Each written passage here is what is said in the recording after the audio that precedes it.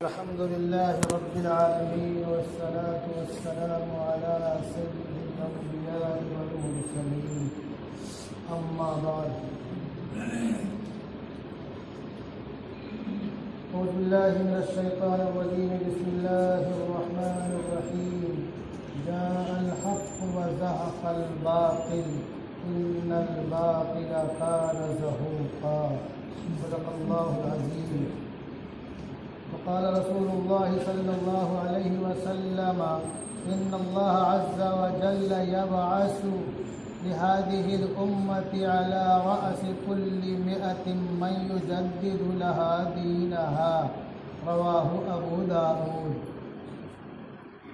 वक़ाल रसूलुल्लाह सल्लल्लाहु अलैहि वसल्लम यहमिलु हाज़ल इल्म मिन कुल्लि खल्फ़िन अदूलुहु यनफ़ौन अन्हु तहरीफ़ल गालीन व इंतिहालल मुब्तिलीन व तावीलल जाहिलीन रवाहुल बैहक़ी।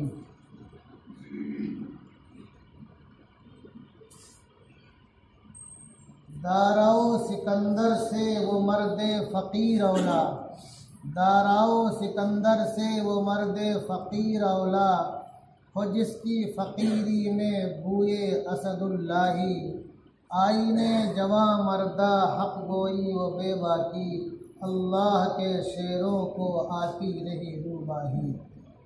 हज़रात मुहतरम, ये सफ़र का महीना चल रहा है और मैं ये चाहता हूँ कि गर ताज़ा ख्वाही दाग हाय सीना रा, गर ताज़ा ख्वाही दाश्तन दाग हाय सीना रा, गाहे गाहे बाज़ ख्वां ई दफ्तरे पारीना रा। कि कभी हम अपने उन बुज़ुर्गों का भी तज़किरा करें कि जिनकी अनथक कोशिशों और कुर्बानियों से हम सब के आबा व अजदाद सिराते मुस्तकीम पर गामज़न रहे।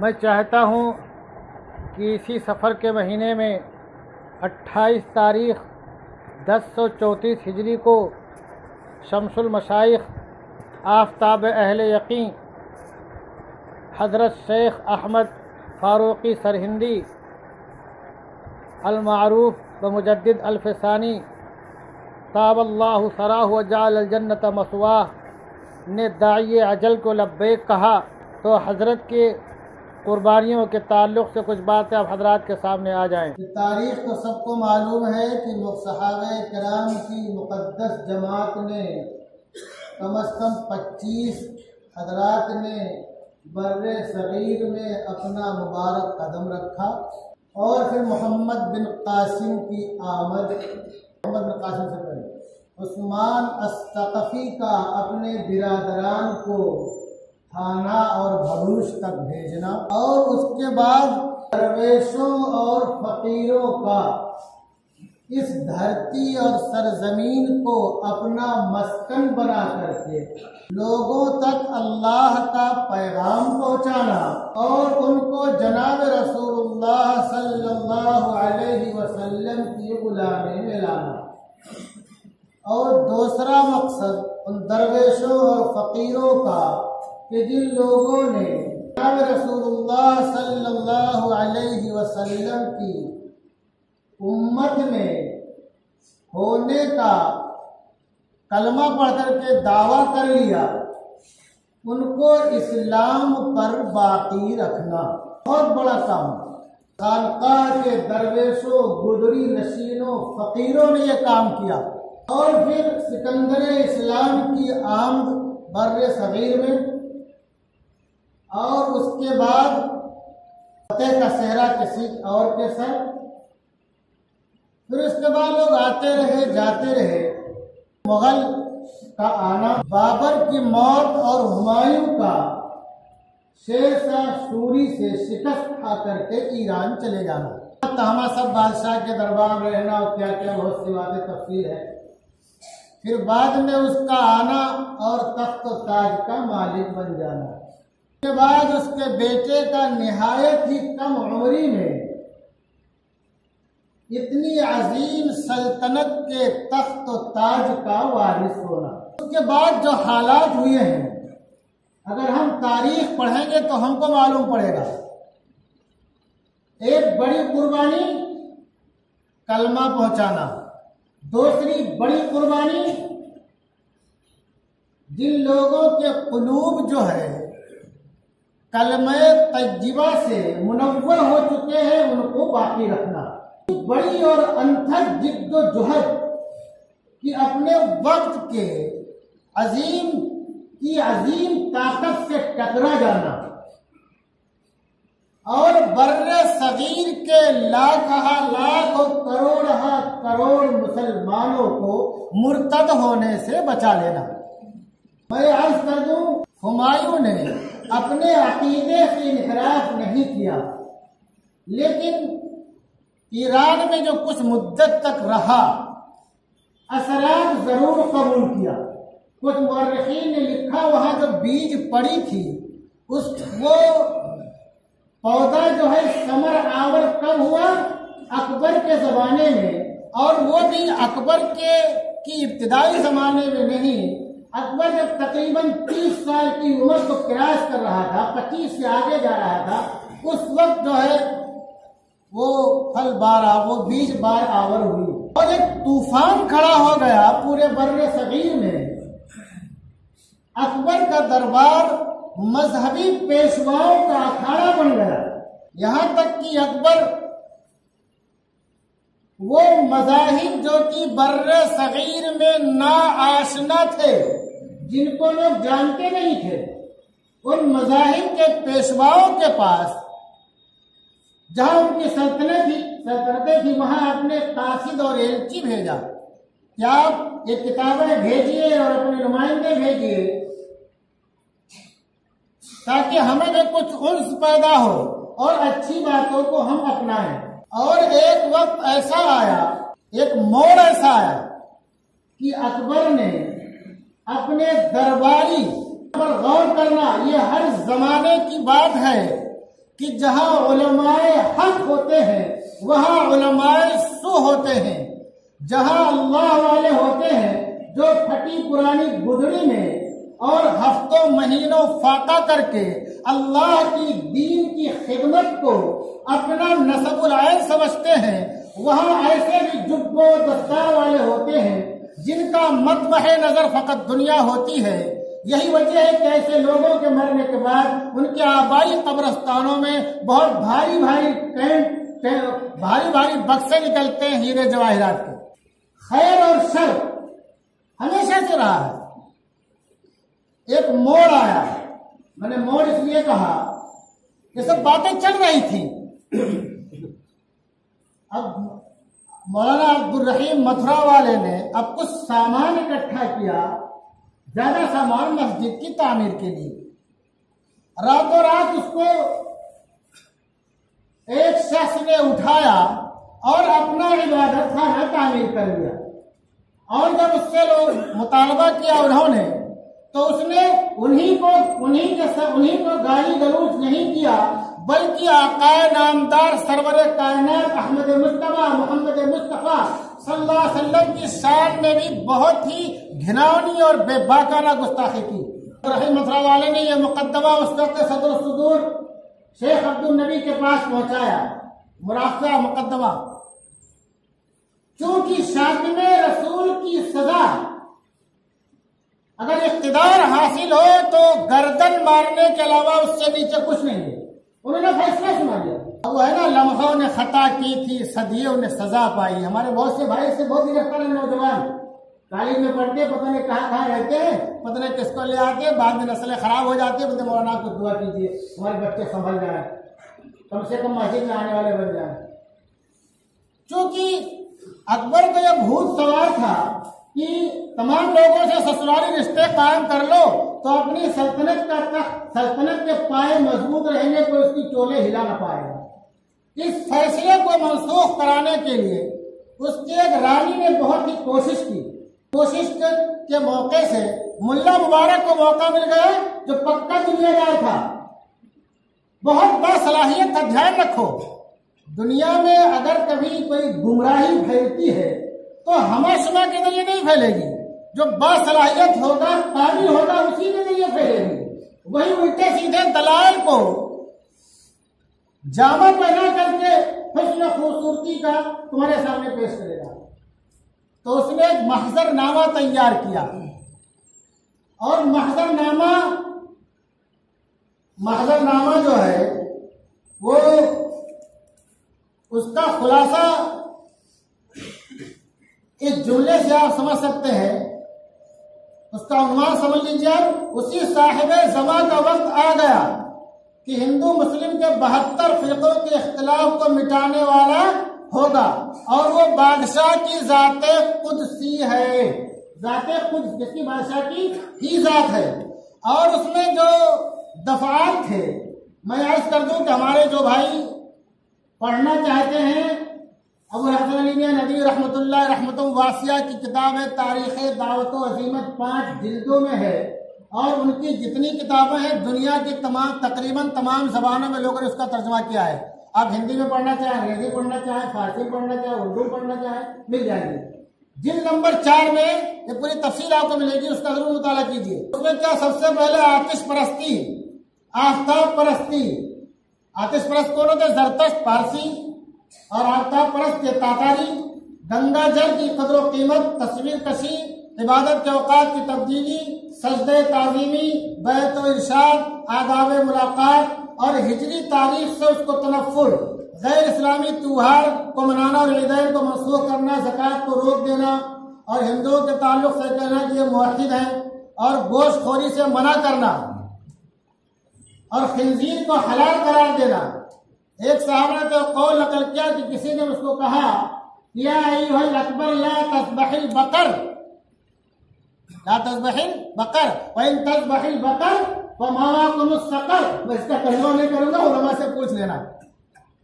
तो उसने खिंजीर को तो हलाल करार दिया और एक दूसरे हलाल जानवर को हराम करार दिया और शराब नोशी को बिल्कुल आम कर दिया, आम इजाजत। यहाँ तक कि एक शायर ने लिखा कि दर दौरे पादशाह खता बख्श जुर्म पोश, दर दौरे पादशाह खता बख्श जुर्म पोश, काजी कराबा कशुद वो मुफ्ती बाजानोश। यानी बादशाह का ये जमाना इतना पुरअमन जमाना है कि काजी भी जो है जान पे जान लुढ़ा रहा है और मुफ्ती भी जान पे जान लुढ़ा रहा है। फिर सीनीन इलाही का इजरा किया, तो उसने अपने मजहब का नाम क्या रखा था? दीन इलाही और दीन अकबरी किया, तो सीनीन इलाही। और दीन इस्लाम के तमाम अरकान की तहकीर उसके दरबार में होती थी।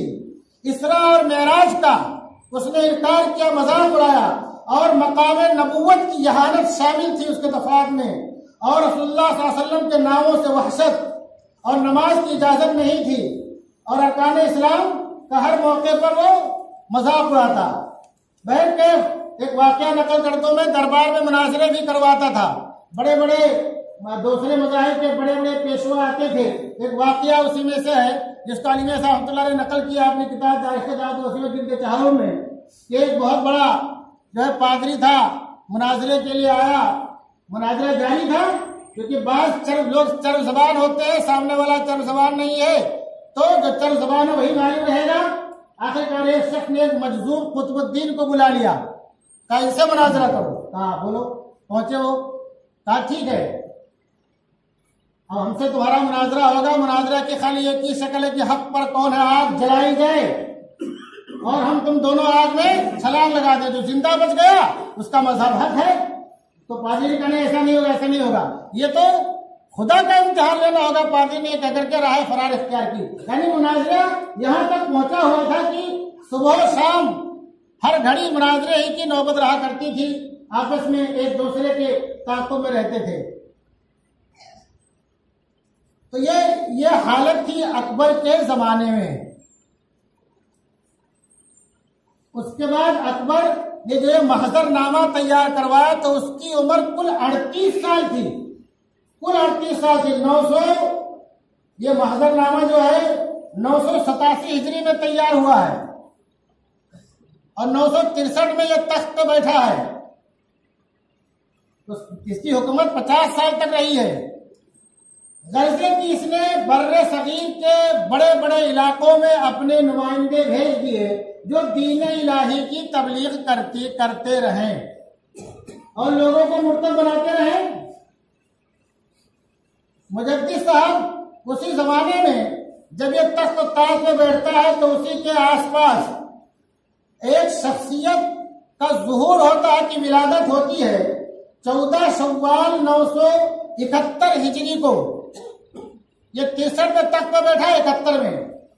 वो कौन है जिनको दुनिया शेख अहमद सरहिंदी फारूकी अल मारूफ व मुजद्दिद अल्फसानी के नाम से जानती है। ये तमाशा बर्रे सगीर में हो रहा था। लाख लोग, करोड़ा करोड़ लोग मुर्तद हो रहे थे और कुछ होने के कगार पे थे।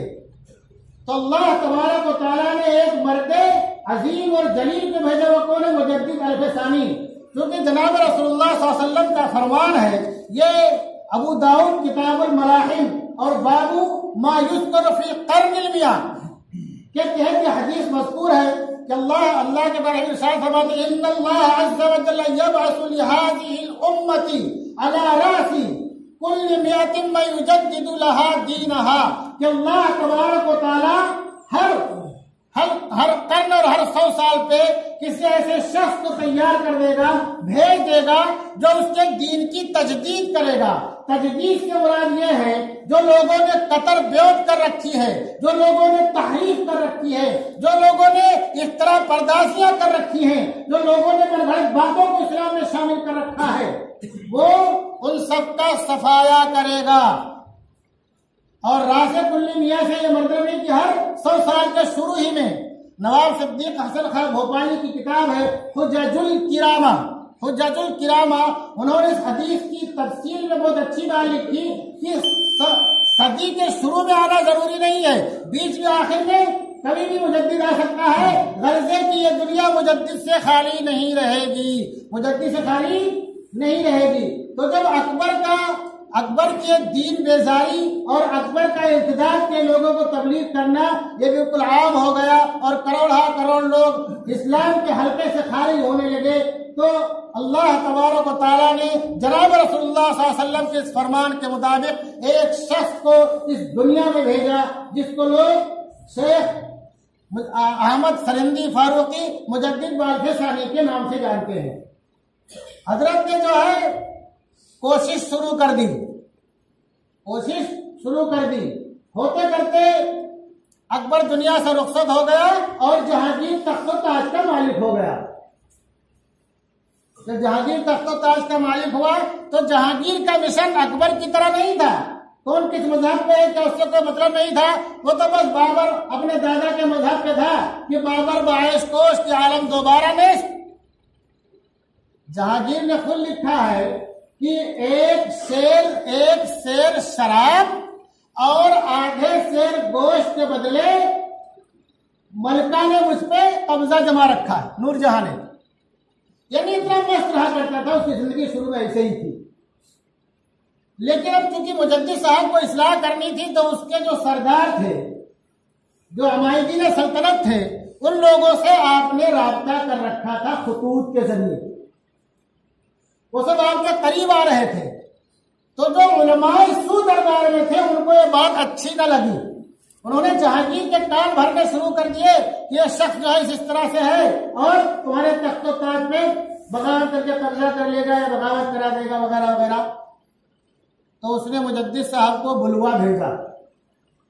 मुजद्दिद साहब अपने 5 रफका के साथ तशरीफ लाए